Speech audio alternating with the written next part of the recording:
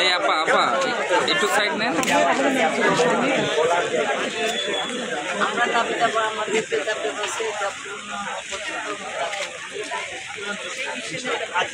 আপনারা কি লাইব্রেরিতে না না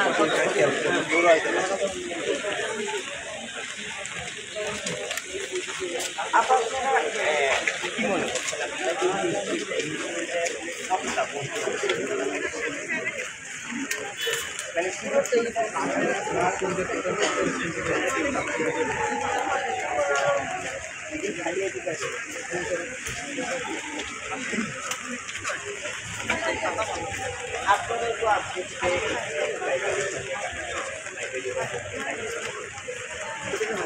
কালকে থেকে শুধু আমাদের বিশ্ববিদ্যালয় দিবস ছিল বিদায় আমরা আরো 3 মাস আগে টার্গেট বলছিলেন আমরা আন্দোলনের ধারাবাহিকতায় আমরা আমাদের সাথে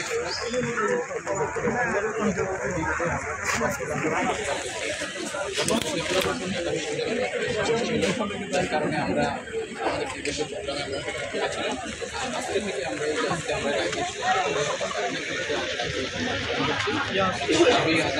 পর্যন্ত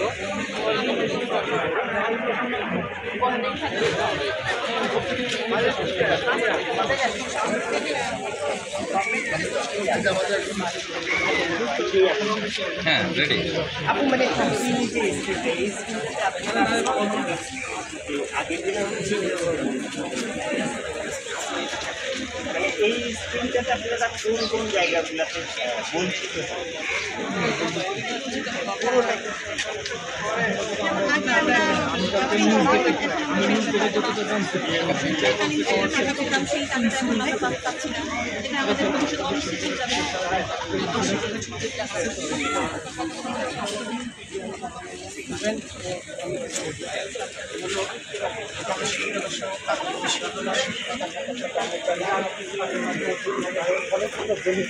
সমস্ত কিছু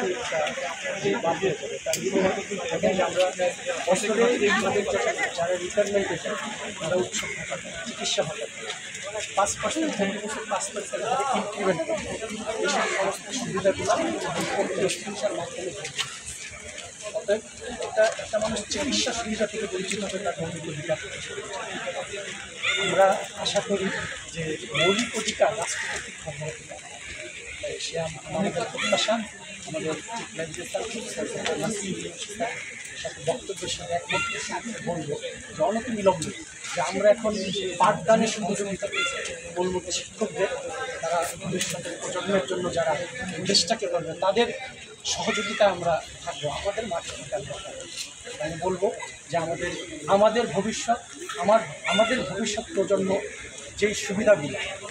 আমাদের লাইব্রেরি স্যার বললেন যে এক্সিস্টিং সুবিধা বিদ্যমান সুবিধা এটা আইন ও কনভেনশন আইন অনুযায়ী কোনো সুবিধা বাতিল করার আগে তার জন্য এক্সট্রা আরও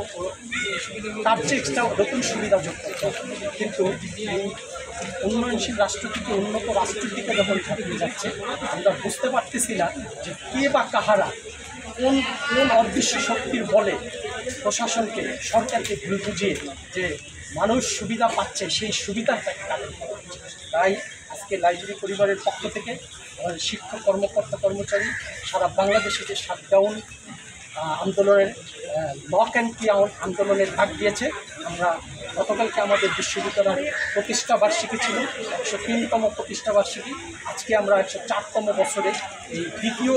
শতবর্ষে ঢাকা বিশ্ববিদ্যালয় আমি বলবো যে এই দিকগুলো বিবেচনা করে যারা এগুলোর সাথে জড়িত আমাদের শ্রদ্ধ শিক্ষক আমাদের এই ঢাকা বিশ্ববিদ্যালয়ের কর্মকর্তা কর্মচারী পাবলিক বিশ্ববিদ্যালয়ের কর্মকর্তা কর্মচারীদের সেবায় তারা আজকে এত বড় বড় পদে গেছে তাই আমি বলবো যে